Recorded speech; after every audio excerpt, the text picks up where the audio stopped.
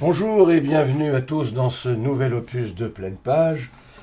Pleine Page aujourd'hui qui reçoit deux auteurs, deux écrivains, ce n'est pas si commun, deux écrivains pour faire un livre qui vient de sortir et qui s'intitule Les grands événements en Vendée au XXe siècle. Et vous verrez que beaucoup de sujets sont abordés dans cet ouvrage. Alors les auteurs sont à côté de moi, Alain Perrochot tout d'abord, et Philippe Gilbert. Bonjour. Bonjour. Alain Perrochot, écrivain, mais aussi maire d'une commune de Vendée. Et oui. Et ce qui prouve que c'est compatible d'être à la fois un homme public et puis un écrivain personnel. Et puis Philippe Gilbert, journaliste depuis peu en retraite, je crois, ou qui va l'être bientôt. Quasiment Quasiment en retraite, oui. Qui était donc journaliste dans le quotidien Ouest France, le supplément quotidien de l'Osservatore Romano. C'est ce qu'on dit, mais je suppose qu'on plaisante quand on dit ça. Non. Je ne sais pas, j'en ai jamais mangé. D'accord. Voilà. Mais ça, là n'est pas le débat, quoi qu'il en soit. Alors, messieurs, les grands événements en Vendée au XXe siècle. Voici cet admirable ouvrage. C'est édité chez Geste Éditions, un éditeur, comme on dit, de province. Alain Perrochot, moi je voudrais d'abord vous poser une question technique, si je puis dire. Comment fait-on, comment s'y prend-on pour écrire un livre à quatre mains, comme au piano, en quelque sorte? Alors vous êtes deux auteurs. Comment ça se passe? Vous partagez les thèmes, les questions, les événements J'imagine qu'il y a de nombreuses façons de travailler à quatre mains. Comment avez-vous fait? Mais nous, puisqu'il s'agit d'un livre qui présente des faits classés année par année, de manière assez chronologique, on s'est tout simplement partagé les années, si j'ose dire. Pas forcément avec une alternance stricte, 1901, 1901 l'autre, 1902 le premier. Non, on a travaillé un petit peu, on s'est partagé ensemble, voilà, on a réparti les choses ensemble. Et ensuite, on a travaillé un peu chacun de notre côté. C'est ça. Et puis, bien sûr, on n'a pas oublié assez fréquemment de se rencontrer pour croiser un peu les choses.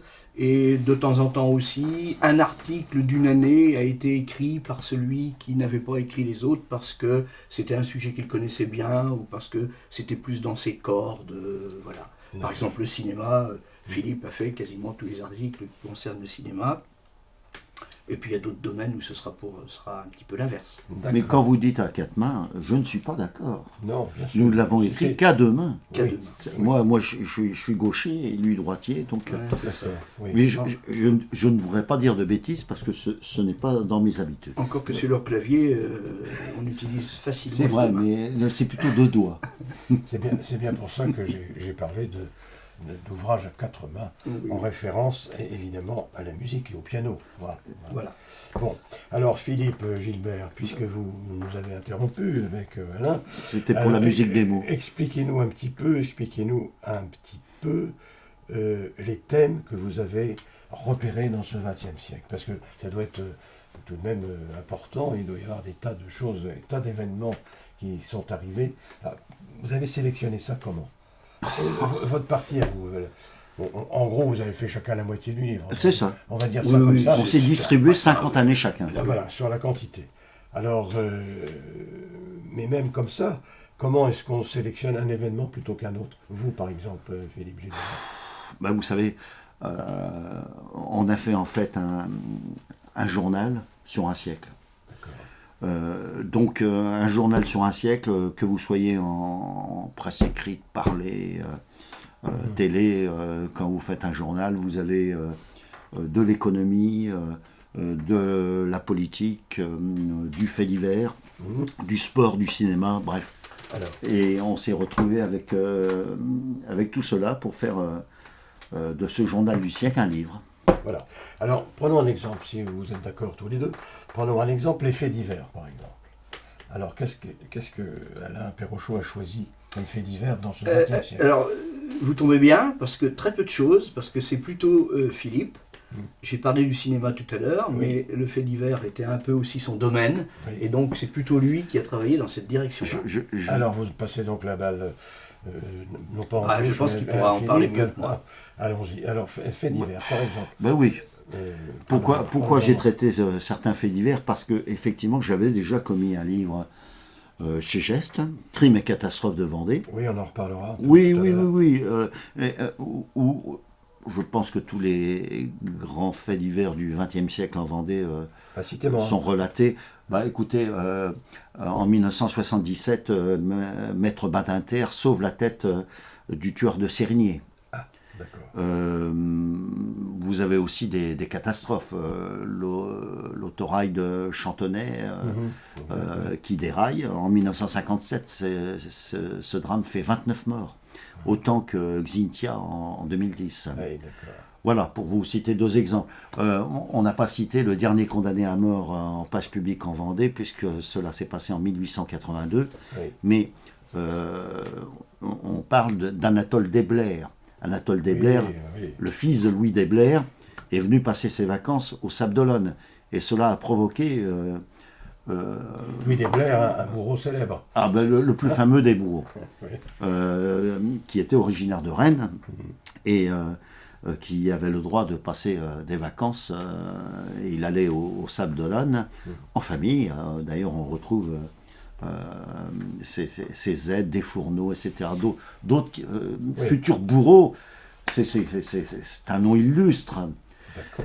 Et il passe ses vacances au Sables d'Olonne en 1905, je crois, et ses vacances tournent mal parce qu'il y a une altercation sur la plage des Sables et il doit révéler son identité au commissaire et il ne veut pas. Et il ne veut pas. Et le commissaire, quand Anatole Desblair lui dit « Vous entendrez parler de moi », et effectivement, le commissaire a été déplacé 15 jours plus tard, car, rappelons la place prépondérante qu'avait le bourreau à cette époque jusqu'en 1981. Voilà. On parle de la sécheresse du siècle, de la tempête du siècle, donc 1976 et 1972, etc. Nous avons peut-être, Alain, oublié certaines choses.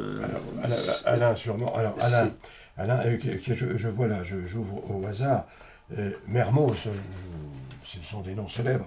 Mermoz et Cousinet qui traversent l'Atlantique sur l'arc-en-ciel. Parce que, est-ce vous ou est-ce lequel des deux a écrit cette Je crois que c'est toi. Je crois que c'est Alain Perrochot. Mermoz et Cousinet étaient donc... pourquoi l'avoir mis en Vendée, je veux dire? C'est ça, quoi.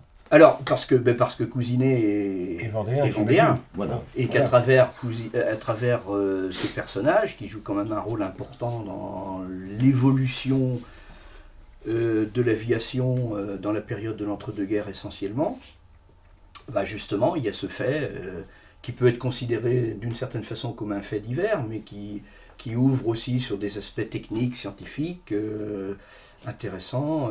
Et donc Mermoz, qui est quand même un grand nom de l'aviation, eh bien notre petit Vendéen Cousinet, il a été aussi en contact avec ces gens-là.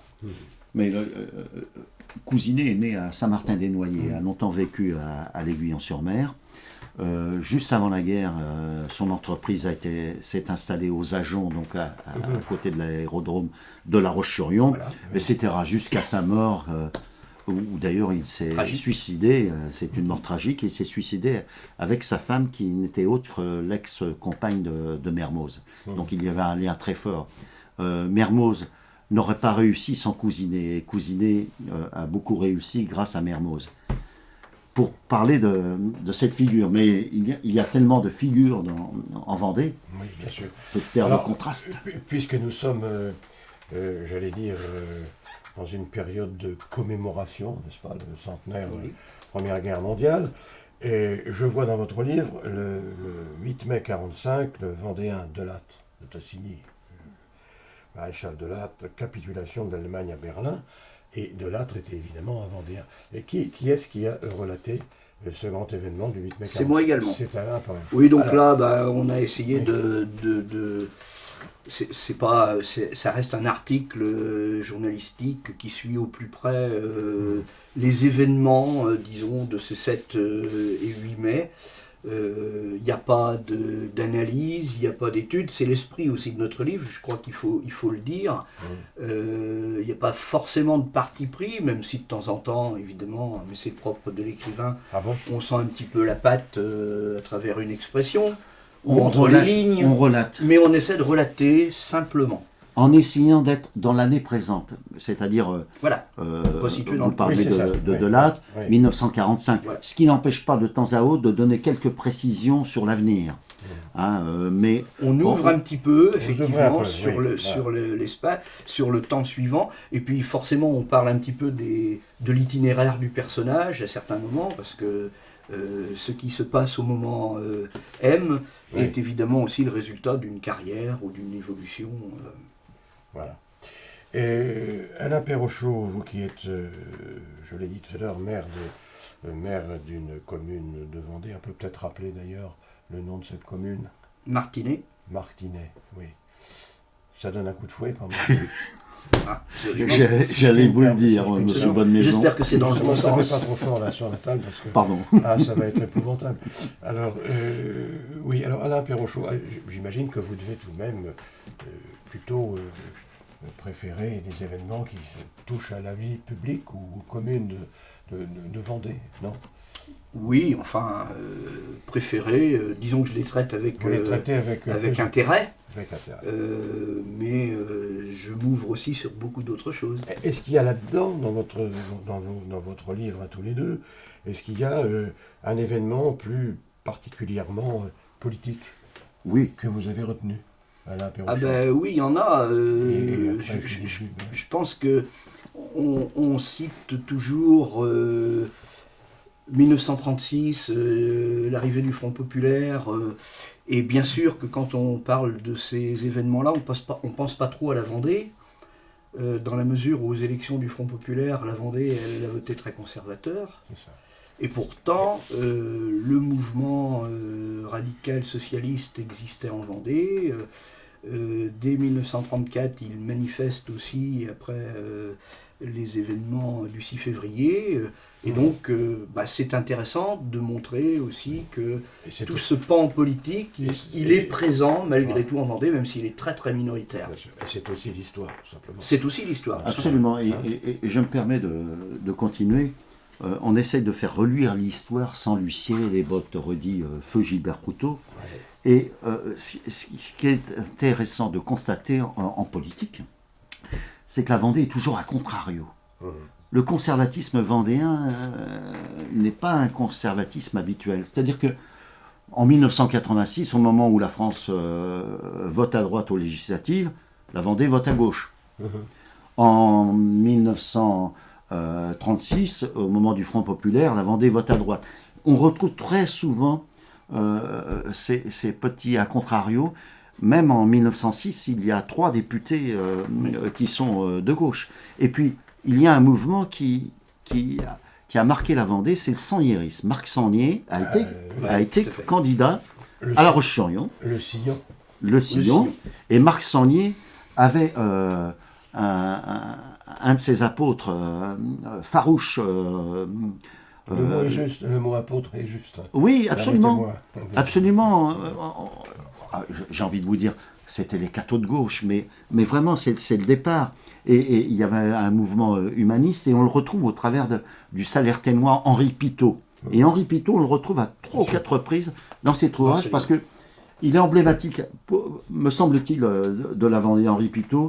Il était considéré comme un rouge par les calotins et comme un calotin par les rouges. Voilà. Et il a été le premier syndicaliste vendéen durant ce XXe siècle, le premier. Très bien. Alors on va changer un peu de thème, mes chers amis écrivains et auteurs. Le cinéma. Parce que la Vendée a connu des événements cinématographiques. Peut-être Philippe Gilbert là-dessus. On a vu Jean-Pierre Melville, Oui, bien sûr. un grand réalisateur de cinéma français qui a fréquenté longtemps la Vendée. On a vu Longtemps, non. On a vu Delon aussi là-bas. Non. Qui a été... non, il n'a pas joué... Non, parce que il n'a un pas flic- joué un film. Un flic, le dernier film Oui. de Jean-Pierre Melville, Oui. en fait, le tournage du premier quart d'heure, qui est celui du hold-up dans le dernier film de Melville, Du côté de Saint-Jean-de-Mont, je crois. a c'est lieu vrai. à Saint-Jean-de-Mont C'est et à ça. Châlons. Voilà. Et ce film a pour vedette Alain Delon, Catherine Deneuve et Richard Crenna. Oui, l'américain. l'Américain, celui qui deviendra le colonel le Rambo un peu plus tard et qui s'était fait connaître dans la canonnière du Yangtze aux côtés de Steve McQueen, grand film d'aventure que je conseille à tout le monde, le plus grand film d'aventure.